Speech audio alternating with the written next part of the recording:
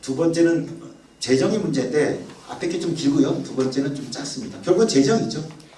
재정이 확충돼야 됩니다. 자, 문재인 정부가 앞으로 복지를 굉장히 빠르게 늘릴 예정입니다. 그건 맞아요. 친복지 정책이고요. 복지 공약 정의당만큼보다는 이제 차진 않지만 꽤 빠른 여러 복지 공약들을 가지고 있어요. 그리고 보편복지 방식으로 많이 합니다. 그런데 기존 1기 때 그런 보편복지 역설이 벌어지지 않으려면 매개 변수인 재정이 같이 가야 되죠. 그죠? 그래서 혹 심상정 후보는 떨어졌지만 문재인 정부에서 강력한 재정 확충을 통해 저는 복지 공약이 애초에 기대되는 효과를 이루기를 간절히 바랍니다. 사실 또 그런 취지에서 말씀드리는 거예요. 이것도 조금 삐딱하네. 근데 돈을 마련하는데 돈을 마련하는 두 축이 문재인 정부는 초과세수와 지출개혁이에요. 근데 이게 좀 불안해서 그래요. 볼까요? 이게 현재 그 인수위원회 껴든 국정기획자문위원회에서 지난 7월이죠. 7월에 낸 그 국정운영 5개년 계획 인수위 보고서죠. 거기에 나온 재원 방안입니다. 그 공약 재원이 총 임기 중 178조예요. 그래서 178조를 마련하는데 여기 볼까요? 세수 실적 호조 이게 초과 세수입니다. 올해도 한 15조 원 정도 작년 국회에서 예상한 세금보다 한 15조가 더 거치 예정이에요. 그리고 지출 개혁은 기존 지출을 손보는 거죠. 그래서 60조. 기금 여유 자금은요. 지금 기금에 조금 돈이 남아있는 게 있어요. 예를 들면 우리가 집 살 때 그 도시주택 채권 같은 거 사거든요. 그걸 가지고 지금 도시주택 기금이라고 있는데 한 4, 50조 있고요. 지금 고용보험 한 10조 남아있고요. 이렇게 좀 있어요. 그러다 보니까 그걸 좀 빼쓰겠다는 거죠. 이건 굳이 얘기하면 박근혜한테 받은 건데, 넘겨받은 건데, 인수받은 건데 이거를 자신이 뭘 하겠다고 한 이른바 공약 비용은 스스로 좀 마련해야 되는 거 아닌가? 근데 이제 그 분고를 받았는데 어머 이거 좀 많네? 그리고 어머 세금이 잘 거치네? 굳이 얘기하면 이거 올해 세금 잘 거치는 거 물론 문재인 대통령이 그 타고난 그 덕성으로 인해서 또 잘 거칠 수 있겠지만 굳이 보면 지난 거의 결과거든요. 삼성전자가 돈 잘 벌어오고 있고요. 요새 부동산 잡으려고 해도 하여튼 부동산이 죽지 않고 그 전에 쭉 있고요. 그거예요. 부동산. 그리고 그 전에 새 행정이 굉장히 강화됐어요. 박근혜 정부에서 증세 없는 복지 재정이 부족해서 고생했거든요. 그래서 막 쥐어짰어요. 국세청을. 그래갖고 지역의 자영자분 한번 해보세요. 자영자분 힘들어요. 매출은 똑같은데 다 잡히니까 또 신용카드 사용 효과도 있고 그래서 새 행정의 개혁 그리고 뭐 이제 지금 경기 호황 그 다음에 박근혜 정부에서 일부 증세도 있습니다. 소득세 상위계층 증세됐고요. 대기업에 해당되는 감면 일부 줄였고요. 담배세 있고요. 제도적으로만 본다면 물론 노무현 정부 때도 조세 부담률은 올라갔어요. 근데 그건 경기 효과에 따른 겁니다. 경기 효과와 이 조세 구조가 누진 구조를 가지고 있다 보니까 조금 소득이 많이 늘어가면 소득이 느는 것보다 세금이 더 많이 늘어요. 그래서 노무현 정부 때 왜냐하면 DJ 때 바닥을 쳤기 때문에 노무현 정부 때 조세 부담이 높아져요. 그래서 노무현 정부 때 계신 분들이 자신들은 증세 정부라 그러는데 저는 그것 좀 되게 불만이에요. 조세제도 개혁은 강제를 했거든요. 물론 종부세는 증세입니다. 근데 그건 후반부에 한 거고 이제 법인세율을 낮췄고요. 소득세를 낮췄고요. 앞에 DJ도 경기 살리느라고 법인세를 낮췄고 소득세를 낮췄어요. 근데 그 다음 MB가 너무 세게 낮추는 바람에 앞에 두 정권의 인하가 강세가 별로 눈에 띄지 않습니다. 하도 세게 했기 때문에. 근데 그렇고 MB 때가 최고로 다시 다운시켜 놨거든요. 그거를 박근혜가 계속 올립니다. 그 어려운 경기에서 박근혜 정부 때에서 경기 침체거든요. 그래서 그거를 올리느라고 아까 담배세부터 대기업 감면 축소부터 그 다음에 2년 전에 그 연말정산 파동이 있었죠. 소득공제를 세액공제로 바꿔가지고 뭐 국민들이 많이 싫어하긴 했습니다만은 일종의 상위계층 증세 효과를 갖는 부자 증세적 성격을 갖고 있는 겁니다. 그래서 열심히 노력한 그래서 이거 다 촬영되고 있는 걸 알고 있지만 역대 정부 중에 제도적으로만 봐서 제도를 증세로 바꾼 정부가 YS 때부터 쭉 따졌을 때 박근혜 정부가 증세 정부예요. 그리고 이제 문재인 정부도 증서를 이어왔으면 좋겠는데 요 5개년 계획 때 보세요. 그리고 여기 세금제도 바꾸는 거하고 탄로소득 과세 이거는 세행정을 강화하는 거죠. 이렇게 합해서 17조예요. 17조 178조에 17조 10%도 안 되네. 9% 정도. 진짜 너무하죠. 그러다 보니까 정부 안에서 와글와글 한 거예요. 추미애 대표도 그렇고 김부겸 장관도 그렇고 또 언론에서도 증세 없는 복지 얘기해가지고 지금 핀셋 증세라고 해서 소득세 법인세를 조금 올리는 방향으로 지금 하고 있습니다. 자, 근데 심각한 건 이겁니다. 5월 9일날 저희가 투표를 했는데 그 열흘 전인 4월 29일날 문재인 정부 공약집이 나옵니다. 문재인 후보 공약집에 나와 있는 게 여기 있는 대선 공약이에요.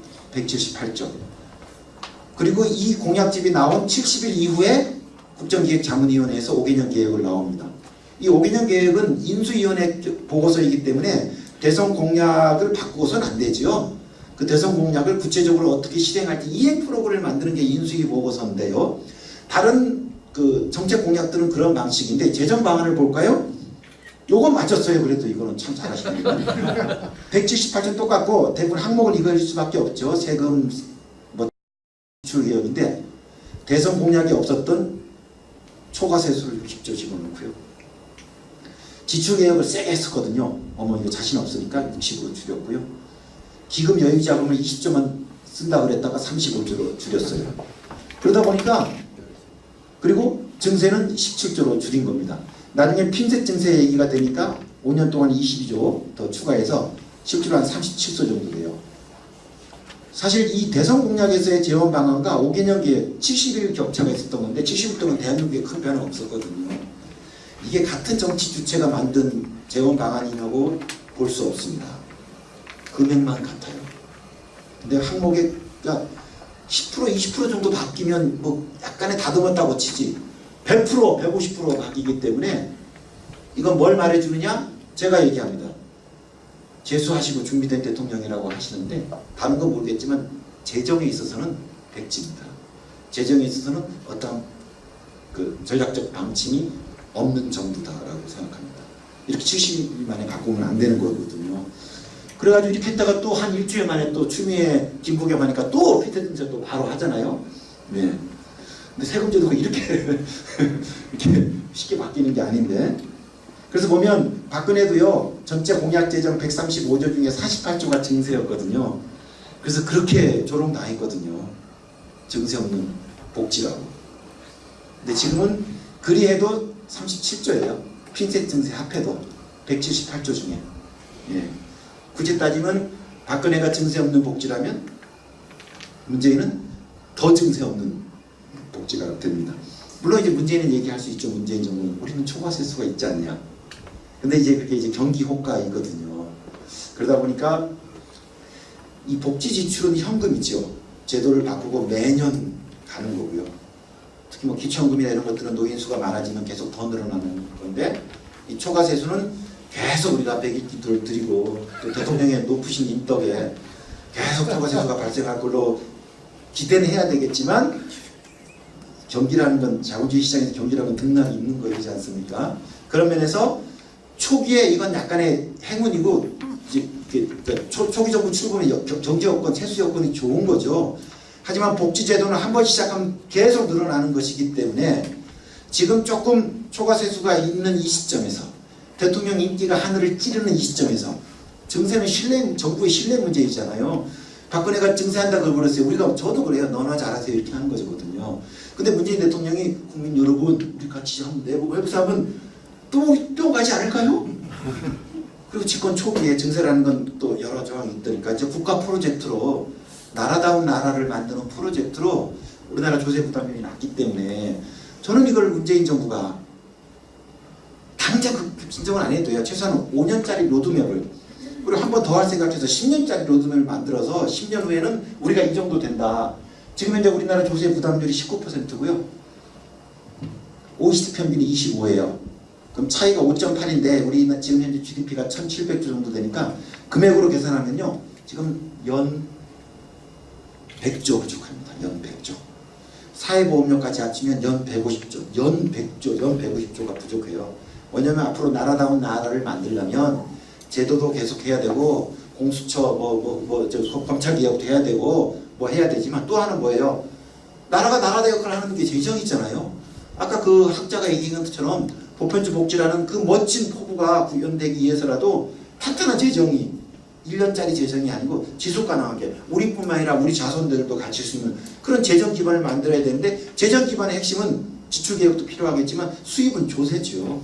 우리는 워낙 조세와 사회보험료가 약하기 때문에 그러니까 나라다운 나라를 만들었을 때 5대 프로젝트 했을 때 최소한 그 중에 하나 정도가 임기 중에 우리나라 조세 인프라를 갖춰서 OECD 평균 혹은 또 약간 밑에까지 뭐 이런 거를 내고 갔으면 좋을 텐데 이번에 그 예산안과 지금 국회 제출한 중기재정 계획이에요. 지금 19.3인데요. 임기 말에도 19.9로 가겠대요. 20을 안 넘겠다고. 그래서 20을 넘으면 무슨 절벽에 떨어지는 줄 알고 계시는데 이게 25거든요. 지금 OECD 평균은. OECD 평균은. 요건 국민 부담률이고요. 이건 조세 부담률입니다. 이건 세금만, 이거는 사회보험료까지 합친 거. 그래서 지금은 초과세수가 있으니까 지금은 내년 예산안은 초과세수에 의존하더라도 좀 이걸 왜 못 그려줍니까 이거를. 그리고 여기서 이렇게 올라가기 위해서는 어떤 제도 개혁이 이때 들어간다는 걸 하고 대통령이 직접 설득을 하고 그래야 초과세수로 내년 예산은 그럭저럭 좀 재원이 되거든요. 국민들한테 이런 제도 개혁이 지속 가능하게 갈 것이다. 그리고 그거는 단순하게 하늘에서 떨어지는 초과세수가 아니고 우리가 같이 만들어가는 거다. 저는 아래로부터의 개혁 동력, 국민들의 지지를 이끄는 데 있어서도 좀 참 좋을 것 같은데 우리 뭐 서울에서 이제 국회에서 쭉 더 보셨겠습니다만 제가 관찰한 바로도 지금 문재인 팀이 특히 증세에 대해서는 굉장히 트라우마가 강한 것 같아요. 아직도 10년, 15년 전에 종부세 얘기를 하고 상처가 컸던 모양이네. 그렇습니다. 그래서 그리고 또 하나가 지출개혁인데 지출개혁을 애초 공약에서는 90조를 잡았어요. 저는 저거 불가능하다고 봤습니다. 그래서 인수위원회 때는 60조로 줄였는데요. 저는 이것도 감히 불가능하다고 봅니다. 근데 국민들이 지출개혁을 염원해요. 왜냐면 우리나라 재정 지출에 대한 불신이 크다 보니까 하긴 해야 되는데 대단히 구조적인 제약이 있는 거예요. 그래서 사실 재정 좀 하시는 분들은 지출개혁의 여지가 별로 없다고 하거든요. 근데 정치적으로 이게 너무 매력적인 거예요. 내가 대통령이 되면 지출개혁을 하겠다 이렇게 하시는데 이재명 시장이 성남시 자꾸 이재명 시장을 비판적으로 얘기 안 하겠습니다. 근데 지금 올해 재정 지출을 보면요, 우리나라 지금 중앙정부 재정이 400조가 되는데 아까 말씀드렸죠, 재량 지출과 의무 지출이 있다고. 의무 지출은 예산 편성권자가 행정부가 예산안 짤 때 어찌 할 수 없는 거예요. 법령에 따라 정해진 거기 때문에 그게 절반이에요. 400조 중에서.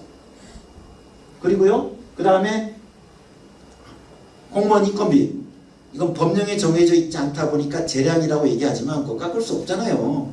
최대로 해봤자 동결이죠. 이건 경직 지출이죠. 그리고 국회 예산정책처에서 국방비도 사실상 줄이기 어려운 경직성으로 봤어요. 그래서 실질적인 정직성 지출로 보면 여기 있네요. 35% 400조 중에서 재량 지출이 여기 조금 지금 여기 색깔이 좀 안 나오는데 140조 한 3분의 1 정도가 재량 지출이에요. 그래서 제가 대통령이 되면 지금 중앙정부가 400조인데 내가 대통령이 되면 10%를 까겠습니다. 40조를 줄여가지고 뭘 하겠습니다. 이런 게 뻥 공약의 대표적인 겁니다. 왜? 그렇게 다 자를 수 있는 게 아니거든요. 아까 있던 경직적 의무 지출이 있기 때문에. 그래서 박근혜도 2012년에 지출개혁을 얘기할 때 재량 지출의 몇 %를 줄이겠습니다. 이렇게 얘기해요. 근데 이번 대선에는 전체 지출에서 몇 %를 줄이겠다는 공약이 이거는 이쪽 친복계에서 나옵니다.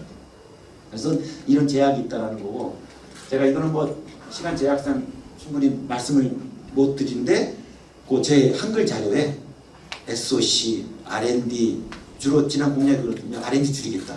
대기업한테 지원하는 거. SOC 줄이겠다. 일자리 연 19조씩 들어가고 있는데 뭔 효과가 있냐? 일자리 줄이겠다. 이번 문재인 안철수 다 그랬거든요. 지금 19조씩 들어가고 있는데 뭐 일자리 효과가 없지 않냐. 그래서 그 일자리 예산을 내가 잘 써서 청년 구직 수당도 주고 뭐 일자리 지원도 쓰겠다고 얘기했어요. 근데 사실 그 19조의 일자리 예산을 보면 빼낼 게 거의 없거든요. 실업급여 줄일 거예요. 저임금 노동자 사회보험료 지원 줄일 거예요. 노인 일자리 사업을 줄일 거예요. 육아휴직 급여를 줄일 거예요. 노동자한테 주는 게 있으면 예산에서는 그거를 일자리 복지라고 카운트를 하거든요. 근데 마치 그 19조가 다 일자리 창출에 가는 걸로. 지금 뭐냐면 알고 하는지 모르는지 모르지만 캠프 자체가 그러니까 일자리 예산 19조, R&D 17조가 있어요. 이걸 무슨 대기업한테 왜 R&D 지원해 주느냐? 5천억밖에 없거든요. R&D 가는 거. 근데 이게 약간 포퓰리즘인데 이런 것들이 충분히 우리 정책적 토론이 충분치 않다 보니까 일자리 예산이 19조인데 일자리가 이 모양이고 R&D가 17조인데 이렇고 이렇게 하다 보니까 국민들이 그래 네가 일자리 예산 손봐라. 네가 SOC 손봐라. 요번에 SOC를 내년에 4조 4천억을 줄인대요. 역시 SOC를 20% 감액했습니다. 역시 문재인이 하는구나. 제 자료를 보시기 바랍니다. 지금 저희가 보기에는 실질적인 SOC 사업이 준 게 있을까라고 좀 의문이 몇 개는 있을 텐데 SOC 사업을 어떻게 줄이죠? 수년 동안 다 그 조사해가지고 시행되는 걸 이론적으로 줄 수가 없어요. SOC는 신규 사업을 안 할 수는 있죠. 4조 4천억 중에서요 한 1조 몇천억은 애초 줄을 예정이었고요. 애초 지금 SOC가 계속 줄고 있거든요. 그 다음에 불용액, 이용액, 2월에 이런 것들을 카운트를 안 하는 거예요. 그전에는 한 2조 정도 불용 2월에 생기면 내년도 그걸 잡았는데 항상 그 정도 불용 2월이 생기니까 내년에 안 잡아버리는 거죠. 그러면 실제로 땅 파고 사업하는 데서의 변화는 없는 건데 장부상의 지금 지출이 줄어들어요. 물론 이제 신규 사업은 줄이겠다고 하는데 지금 이미 예정된 수도권 광역 그 철도라든지 빵빵한 지금 SOC 사업도 이미 확정된 게 몇 있거든요. 그런 면에서 내년에는 SOC를 좀 줄이는 생색을 냈는데 이후에도 계속될지는 잘 모르겠어요. 하여튼간에 SOC 좀 줄이긴 줄여야 되겠죠. 하지만 그렇게 의도한 만큼 줄일 수 있는 건 아니다. 그리고 이런 구조적 제약도 있다라는 걸 그건 좀 한글 자료를 보시고요. 그리고 또 하나가 지금 재정분권이에요. 지금 내년 개헌, 지방분권 개헌하자고 말씀하시고 있죠. 그 지방자치하고 재정자치 하시겠다는 거거든요. 그리고 그 대선 공약도 그렇고요. 인수위원회 보고서도 그렇고요. 멋져요. 지금 지자체에서 다 요구하는 게 우리나라 전체 세금이 중앙정부가 걷는 걸 국세, 지자체가 걷는 걸 지방세라 그러는데 대략 8대 2예요. 전주에 사는데 소득세를 내면 그걸 중앙정부가 가져가요. 그렇죠? 여기 있는 기업이 법인세 내면 중앙정부가 가져가고 10%만 떼줍니다. 그리고 옛날에 부가가치세 다 가져갔어요. 지금은 12% 떼주고 이 정도로 생색을 내고 있습니다. 그 정도. 그래서 8대 2인데 지금 공약과 5개년 계획이 명시되어 있어요. 7대 3으로. 그리고 6대 4까지 가겠다고 하니까 지금 지자체가 완전히 좋죠? 그리고 뭐 방식은 여러 가지가 있을 수 있는데 근데 기재부 장관이 이번 국정감사 때 얘기했어요. 그거 제로섬인데. 그죠? 100을 8대 2로 나누다가 7대 3으로 나누면 중앙정부는 80을 갖고 있다가 70을 갖게 되잖아요. 그럼 중앙정부는 어떻게 되죠? 중앙정부도 올해 28조 적자고요. 지금 문재인 정부에서도 막 임기 말리는 44조 적자로 지금 짜놨거든요. 중앙정부도 재정이 어려워요. 근데 그걸 지방으로 줘버리면 어떤 일이 벌어지죠? 물론 사업을 좀 남기겠죠. 근데 사업 남기면서 그 돈 주면 뭐 그것도 똔똔이죠. 결국 제로섬이죠. 이 지방분권의 핵심은 재정분권의 핵심은 지금 지자체가 재정의 압박을 받고 있으니 국세가 중앙정부가 독차지하고 있는 세금을 일부 남겨서 지자체가 좀 자기 사업을 할 수 있는 그 여력을 주라는 거예요. 근데 이게 실제로 이루어지려면 따라서 전체 세금의 파이가 커져야 중앙정부가 자기 몫을 유지하면서 전체 파이가 커졌으니까 그 여분의 것을 지자체한테 줄 수 있고 그래서 8대 2가 7대 3으로 바뀔 수 있는 건데 지금 문재인 정부는 사실상 증세가 없다고 볼 수 있죠. 좀 100이 똑같아요. 근데 여기서 8대 2에서 7대 3으로 갈 수 있나요? 기재부가 용납할 것 같아요? 복지 공약과 요번에 복지가 늘어나면 아동수당 30%는 지자체가 돼야 되거든요. 매칭 예산으로. 규칙을 모르면 그 25% 매칭은 지자체거든요. 지자체 복지가 늘어나면 지자체 부담도 늘어나요. 그리고 요번에 누리과정 거 다 교육형 주기로 했거든요. 그거 지금 초과세수가 해줘요. 초과세수가 자연적으로 늘어나니까 그걸 가지고 보조금을 더 주고 그 다음에 그 교부세도 자연 증가분이 있어서 다행히 내년에는 누리과정 복지 확대에 따른 지방 매칭 비용이 다 충당될 걸로 저는 예측이 되는데 내년 개헌할 때 이 7대3으로 간다고 해서 이 제도는 제가 아는 한 지금 없습니다. 앞으로 어떻게 될지 모르겠어요. 근데 지금 버젓이 대선 공약과 5개년 계획이 있습니다. 복지 공약은 초과세수로 내년이 충당이 되는데 지금 요 있는 이 개헌에 따른 지방 분권의 재정은 지금 저는 제가 알기로는 없습니다. 근데 이걸 어찌 하실는지 모르겠네요 지금 그러니까. 예. 뭐 초과세수가 다시 2배로 터지면 뭐 조금 더 줄 수 있겠죠. 예. 그래서 아까 재정의 영역인데 지금 문재인 정부에서 내년 예산안까지는 순조롭습니다. 초과세수로. 그리고 지출개혁도 아직 그렇게 큰 규모는 아니니까 내년까지는 무난해요. 내년 예산은 무난한데 지속 가능성이 문제입니다. 이 공약을 계속 이행하는 데 있어서의 초과세수의 여력 지속 가능함과 혹은 지출개혁의 그 여지가 얼마큼 있는 건지 더 나아가서는 재정의 지방 분권까지 더 확대하겠다고 했는데 그 재원은 제가 아는 한 없습니다. 초과세수로도 안 되는 그건 별도의 증세가 필요한 겁니다. 결론 지금 문재인 정부가 복지국가를 주창하고 있고 그러려면 강한 재정을 가져야 되는데 재정의 제도 개혁, 특히 이제 세금에 대한 제도 개혁이 미약하다 보니까 조마조마 하는 거고 백일 기도를 드리는 심정으로 큰 탈이 없기를 가기를 계속 국민의 한 사람으로서 바라게 되는 겁니다. 그래서 아까 말씀드렸죠. 임기 초반에 대통령 임기 한을 찌를 때 그리고 또 뭐 복지가 늘 때 복지 다 늘려놓고 그때보다는 복지가 느니까 세금 좀 내자. 아마 그 여러 그 언론 보도에도 가끔 나옵니다. 복지가 는다면 세금을 더 내겠습니까? 하면 요즘은요 거의 절반 이상 나와요. 전후의 기회이지 않습니까? 아동수당 내년부터 10만 원 들어오고요. 기초연금 20만 원 오르고요. 문재인 케어 시작하고요. 부양의무자 조금 개선되고요. 공연 무상교육 2020년부터 시작할 거고요. 누리과정 완전히 중앙정부에서 책임지니까 제가 학교 운영위원회인데 초등학교 우리 애가 초등학교이거든요. 어저께 운영위원회 했는데 교장 선생님이 이렇게 벌어졌어요. 내년에 누리과정 그 유치원 누리과정 2조 원 정도를 올해는 9천억만 지원하다가 2조 1천억을 다 지원하거든요. 그래갖고 내년에 학교당 우리 학교는 5천만 원 정도를 순재량 지원으로 더 내려온대요. 그래서 어디 쓰실 거예요? 아 글쎄 이거 어디 쓰지? 이런 거예요. 그게 풀리는 거죠. 그러니까 이럴 때 증세 카드를 그리고 증세 로드맵을 그러면 국민들이 뚜껑 열고 저항하기보다는 나라다운 나라 꼴을 갖춰가는구나 저는 이런 생각하고 봅니다. 그래서 사실 이 세 번째 영역이 저는 정의당 많이 할 수 있는 몫이라고 봅니다. 지금 문재인 정부가 여러 가지 뭐 이렇게 좋은 정책을 치고 있고 또 뭐 순조롭게 가고는 있지만 이 조세 영역은 취약하다. 그래서 뭐 이 영역에 있어서는 좀 진보 정당이 그 역할을 해야 된다고 봅니다. 뭐 이거에 대해서는 시민사회단체 내에서도 논란이 있어요. 조금 복지 더 늘린 다음에 증세하자. 예. 그런 이야기도 있는데 저는 이건 뭐 여기 계신 우리 선생님들도 의견은 다를 수 있는데 저희 단체는 좀 증세를 강조하는 단체예요. 그래서 약간 좀 따당하기도 하는데 제가 뭐 돈이 많은 것도 아닌데 저는 아까 지난 5, 6년 동안 복지가 꽤 늘어나고 있고 저는 가끔 사람들이 나 복지 받은 거 없다 그러는데 조금 들여보면 애 있는지 부모 계신지 그리고 자기가 혼자 사는 뭐 사람이라 해두면 조카들 촌에 있는 부모님 생각하면 받고 있거든요.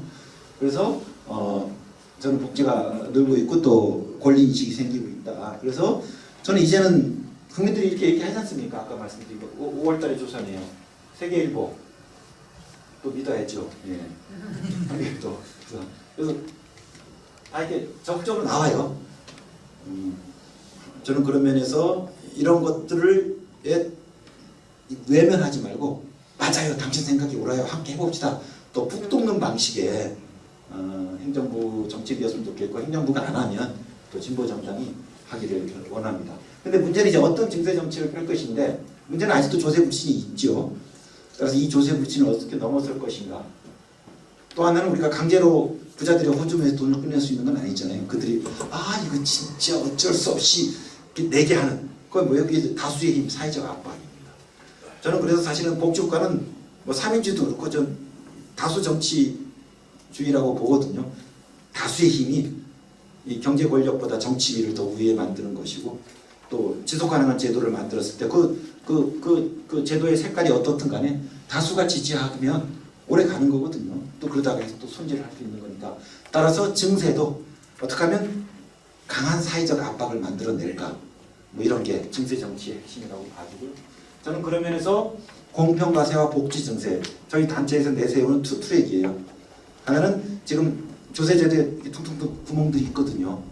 조세 정의 차원에서 공평과세를 구현하는 제도 개혁, 이런 거 하고, 또 하나는 복지 재정을 확충하기 위한, 그래서 공평과세는 재정 확충이기보다는 일종의 조세 정의 차원입니다. 그리고 이제 좀 큰 재원은 이제 복지에 쓰는 재원을 우리가 내자, 복지 증세라는 그런 방식으로 해야 되지 않겠냐라는 생각이고, 공평과세는 그래서 여러 가지 좀 과세 사각지대입니다. 예를 들면 종교인 과세, 그죠? 좀 열받지 않습니까? 그죠? 우리는 꼼꼼히 내는데 이렇게, 물론 이제 웬만한 목사님들은요 진짜 어려워요. 진짜 다 저기 위에 계신 분들입니다. 그리고 또 뭐 이렇게 뭐 변호사들이라든지 성형외과 의사라든지 나보다 훨씬 나은 사람들이 안 되다 보니까 조세 저항이 생기는 거거든요. 그런 면에서 이걸 잡아내는, 사실 많이 개선되고 있어요. 그래도 남아있기 때문에 이런 과세 틈새를 메꾸는, 또 뭐 주식 양도, 주식 거래에서 소득이 발생하면 옛날에는요 그 주식 거래가 종목당 100억이면 비과세였어요. 대단하죠. 근데 한 4, 5년 만에 지금 이번 세법 개정안 통과되면 3억인가까지 내려가요. 지난 5, 6년 동안에 우리나라 조세 행정이나 조세제도 개혁이요 굉장히 빨리 가고 있어요. 역설 조직이 좀 박근혜 정부나 MB 때 이루어지다 보니까 이게 약간의 역설 조직인데, 야권, 당시 야권들이 이런 걸 강조하기가 좀 그렇잖아요. MB 박근혜 정부 때 이런 일이 벌어지는 게 좀 믿기지 않은데, 근데 그만큼 또 제도 인프라가 쌓이는 거예요. 이제 저희가 다 이제 그 디지털화돼 있고 다 이 거래가 다 잡히다 보니까 지네들이 숨고 싶어도 못 숨는 거, 국세청도 보이는 데고 안 거둘 수는 없잖아요. 요새 병원 가도 다 카드고, 동네 뭐 좀 할머니 할아버지가 운영하는 뭐 전방 가도 저희가 다 카드 쓰잖아요. 미안하지만 뭐 현금이 없으니까 어쩌할 거예요. 그리고 뭐 병원도 성형외과 치과 빼고는 다 쓰고 하다 보니까 많이 잡히고 있습니다. 그리고 부자들이나 또 대기업한테 감면해 주는 거 좀 남아 있으니까 그런 거 더 줄이는, 돈이 많이 나오진 않지만 이런 개혁을 하고요. 또 하나는 이제 복지 증세입니다. 이건 확실하게 복지하고 연계시켜서, 문재인 케어 이름은 거창한데 보장성은 63.4에서 70으로 높아져요. 이게 박근혜도 68이 목표였거든요. 뭘 문재인 케어라고 거창한데 실손보험 깰까 말까, 이게 후속 논의가 돼야 되거든요. 근데 보장성이 70인데 실손론이 깨자는 얘기까지는 안 나오거든요. 조금만 더 올려주면 저희 단체들이 그 운동하거든요. 이제 실손 깨기 시작하자, 그 약속 지켜라. 그래서 문재인 케어 5개년과 실손 깨기 5개년 같이 가는 거예요. 얼마나 멋져요. 근데 지금 문재인 케어에서는 그것까지는 저희가 같이 하기 좀 어렵거든요. 그러니까 비판하죠. 70이 뭐냐. 왜? 또 그 트라우마예요. 건강보험료 올려서는 안 된다는 거. 문재인 케어 하면서 비급여를 잡아서 조금 그 의사한테 가는 과잉진료를 줄이겠다는 거고, 지금 20조 원의 누적 흑자액이 있어요. 건보 한 10조 털어 쓰겠다. 하여튼 뭐 있는 거 잘 털어 쓰세요. 그리고 건강보험료는 기존에 해왔던 만큼 3% 수준의 자연증가분만큼만 인상을 하겠다는 거예요. 그래서 국민들한테 보험료는 올리지 더 올려, 옛날만큼 뭐 조금만 오른다고 안심시키고 문재인 케어를 통해서 보장성은 높아진다, 축복을 주는데 우리 그런 거 원치 않거든요. 축복받으면 축복받는 만큼 뭐 내지도 않는데 축복받으면 좀 찝찝하잖아요. 그죠? 그리고 민간의료보험에 거의 다 가입하고 있잖아요. 민간의료보험 하는 거에 제 계산으로 5분의 1만 건강보험으로 돌리면 돼요. 사용자가 반대하죠. 기업이 반대하죠. 걔네들은 무조건 절반을 내야 되는 거니까 쫙 해서 전선이 생기거든요. 실손의료보험 재벌 보험회사들이 반대할 거거든요. 지금 시장을 잃게 되니까 얼마나 전선 좋습니까? 한국에서의 병원비 문제를 해결하기 위해서 경청하고 전선 치고, 또 실손보험회사들하고 재벌회사 전선 치고, 그러다 보니까 사실 그 장벽을 넘어서긴 건 쉬운 일은 아니지만 전선의 의미는 저는 세력화라고 봐져요. 이런 의료의 공공성, 무상의료를 향해서 사람들이 관심을 갖게 되고, 막는 자가 있네? 이걸 알아야 되거든요. 지금 실손의료보험이 고마운 은혜자예요. 병문안 가면 아이고 다행이야 그래도 들어있어서, 요즘 그 꼴이 돼버리고 모든 연예인들이 지금 그 유선 TV에서 그거 광고하잖아요. 부끄럽게 만들어야 되거든요. 지금 그게 마치 자기가 묻지도 따지도 않고 묻지 뭐 이순재도 나와서 하는데 그런 거에 대해서 그나마 그래도 아파서 큰 돈 걸린 사람한테 도움을 준다는 아마 그런 생각을 하실 거예요. 그러다 보니까 그런 광고 나가는 데 있어서 어떤 도덕적 불편함이 저는 없을 거라고 봅니다. 근데 이런 전선을 만들어내야 되거든요.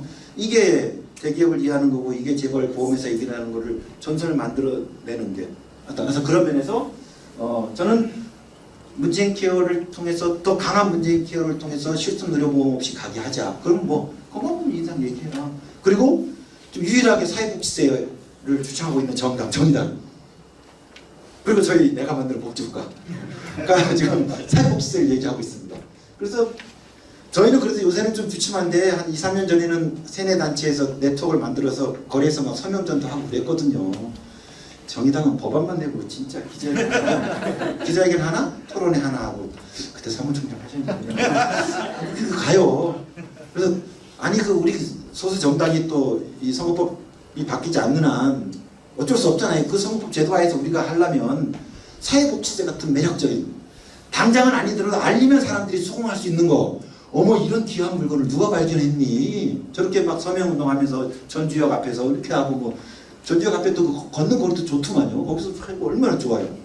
그래갖고 이렇게 쭉 가는 거. 고용보험료도 실업급여 인상하라고까지 얘기하는데 고용보험료 얘기는 안 해요. 저는 다 합니다. 그래서 실업급여 너무 엄격하게 심사하지 말고 급여기간 높여주고 금액 높이고 그 대신 고용보험료 더 내자. 사용자들이 뚜껑 열죠. 사실은 지네들은 절반만 내니까. 그렇게 해서 불안정한 노동자들 그분의 고용보험이 절박하니까 보험료 대납해주고 실업급여 높여주고 해서 불안정한 노동자들이 고용보험 틀 안에서 청년들이 실업고용에서 배제되지 않도록 하고 그 대신 우리가 고용보험료 더 내자. 그래서 고용보험료든 건강보험료든 세금 지금 정의당이 사회복지세 잘 모르시죠? 어떻게 설계되어 있는지 현행소득세, 법인세, 상속증여세, 종합부동산세를 소득에 따라 10% 내지 20%를 더 내는 겁니다.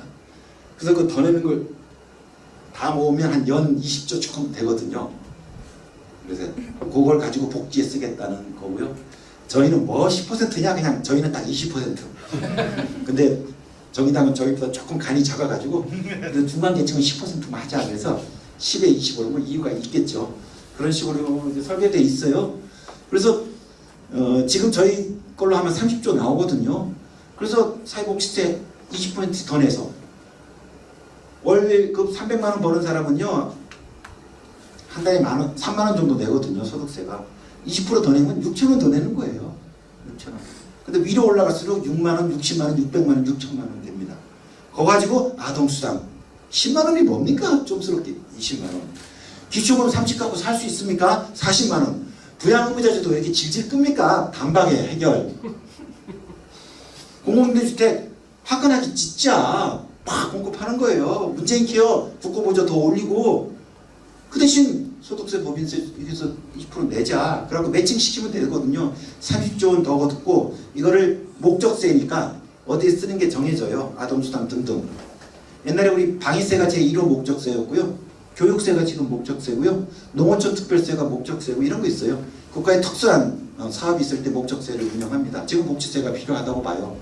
저는 충분히 지금 바로 집권할 거 아니잖아요. 이거 하면 45% 지지 나오거든요. 55%는 싫어할 거예요. 45% 정도 합시다. 당분간은. 네.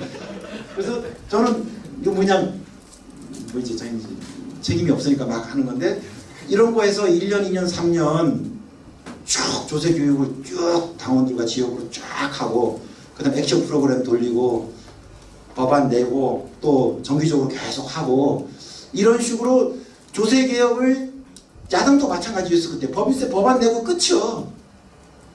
법안 지출하는 그 국회 그 정론관이라고 있습니다. 정론관 기자회견 토론회 정의당은 마찬가지로 딱 저는 약속대로 한다고 생각했어요.